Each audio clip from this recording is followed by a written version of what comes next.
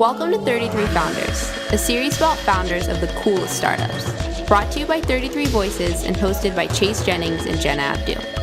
So I'm Bob Morgan. I'm the co-founder and CEO of SportStream. We provide a platform for companies and businesses, teams, leagues, sports media companies across the sports landscape to really harness the growing amount of content, just the explosive amount of content in social media that's going on, especially at game time. So we find the best tweets, Facebook posts, Instagram photos and videos, really content of any type that's being published while a game is in progress and keeping fans up to date with their favorite teams. We find all that and we build custom experiences for all these players across the sports landscape. Awesome, and you mentioned that a lot of it is platform, so you have athletes and different sports teams coming to you and they use your service to get everything from their Twitter account to their Instagram to come to one place for the fans. And I am a die-hard Redskins fan, and I've got to have SportStream for this season. If I got Mike Shanahan on the phone with us right now, Bob, how would you pitch him and say, hey, you got to get it to SportStream for the Skins? Well, I tell them, you have millions of fans out there that are watching your game, they're tweeting, they're interacting on Facebook, they're following you so actively, and it's really hard for them to follow these days, all that different activity and really to have that communal experience around your team.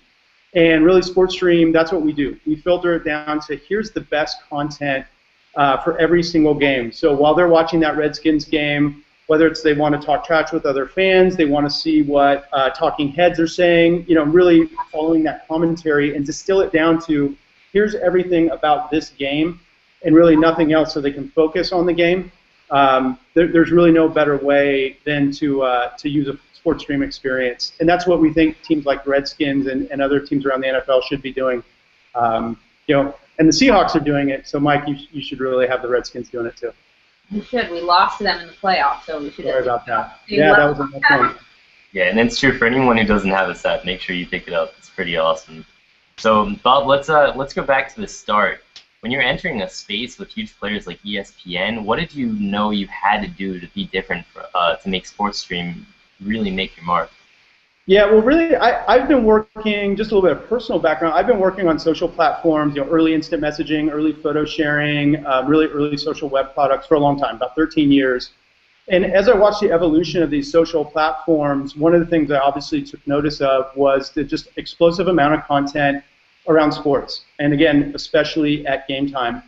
And when I looked at the traditional media landscape, what I saw was, obviously really great content before and after games, but during games, they really weren't harnessing all this conversation, everything from big, well-known national writers, beat writers, to the fan voice, just wasn't really well reflected in traditional media experiences around sports.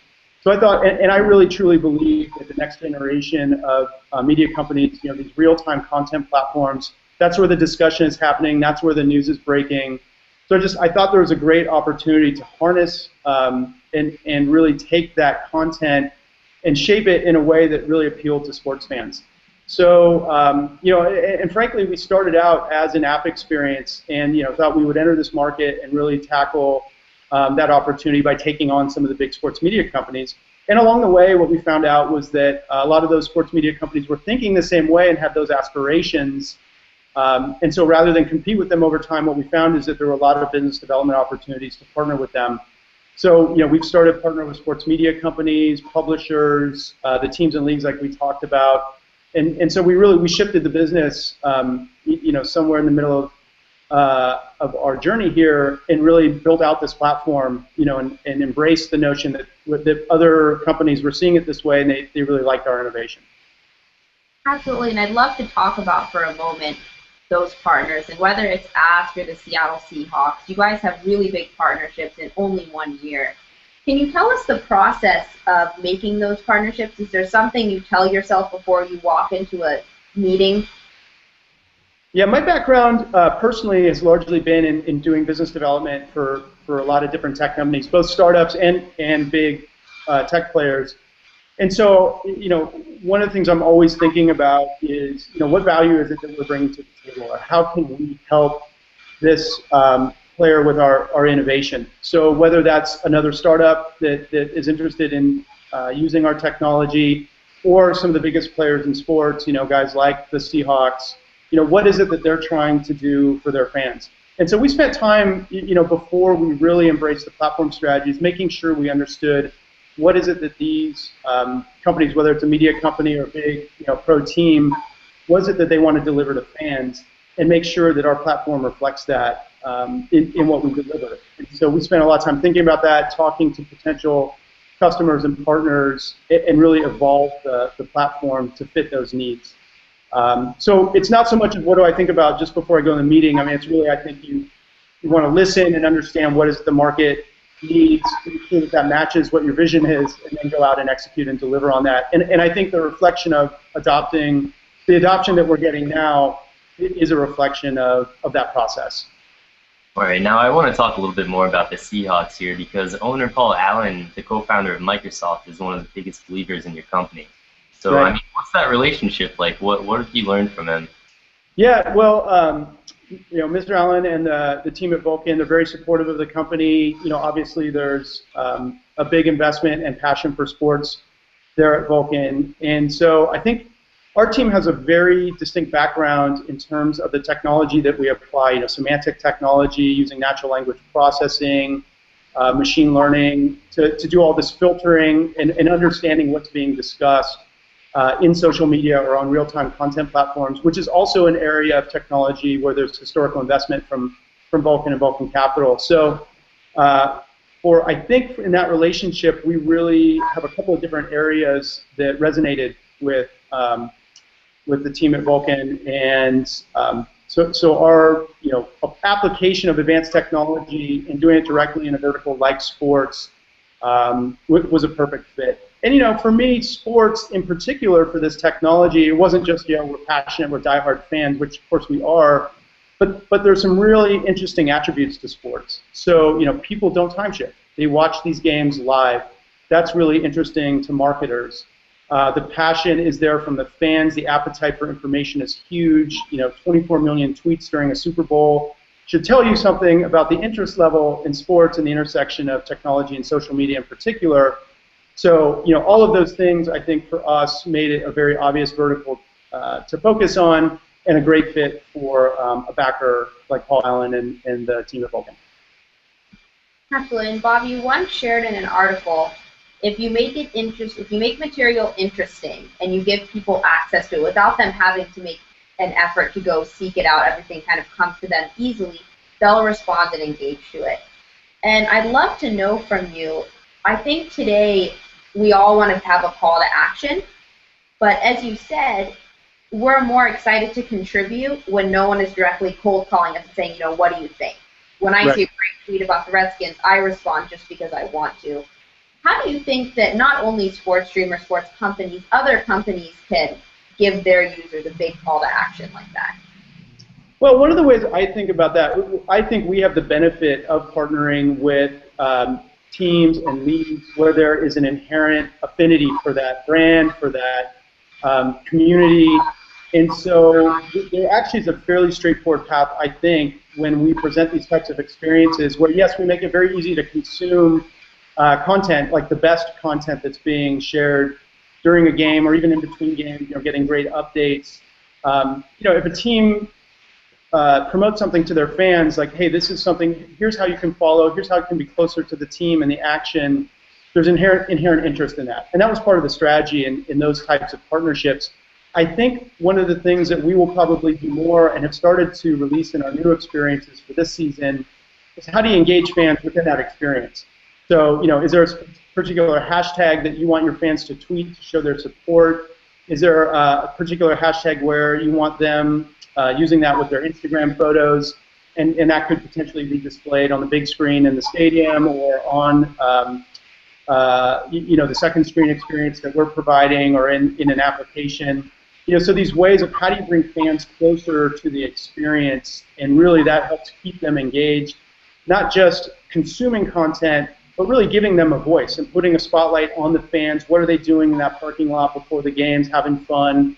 And I think there's some real business reasons to do that too. I think that for teams, and leagues, they really want to show off that there's nothing like being present at the game, and having the fans show that to their friends that are watching it on their flat screen at home is a great way to market the game and being, a live game and actually being there. Awesome.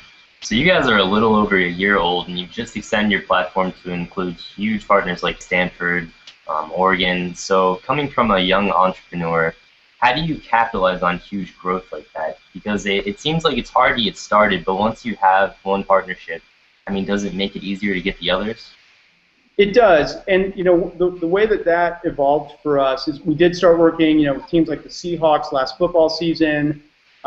We saw a number of, it was interesting, we saw fans of the Seahawks that work for other sports organizations like the team at Michigan. So the Michigan Athletic Department, they saw we were doing the Seahawks, and we actually started interacting on Twitter ourselves. So, they were complimentary, we responded, we actually started a discussion, and that blossomed into a really terrific partnership. And from there, we really started building things to try to make it very easy for us to syndicate that out or extend that out to other teams versus one-offs that, were cumbersome and hard to build.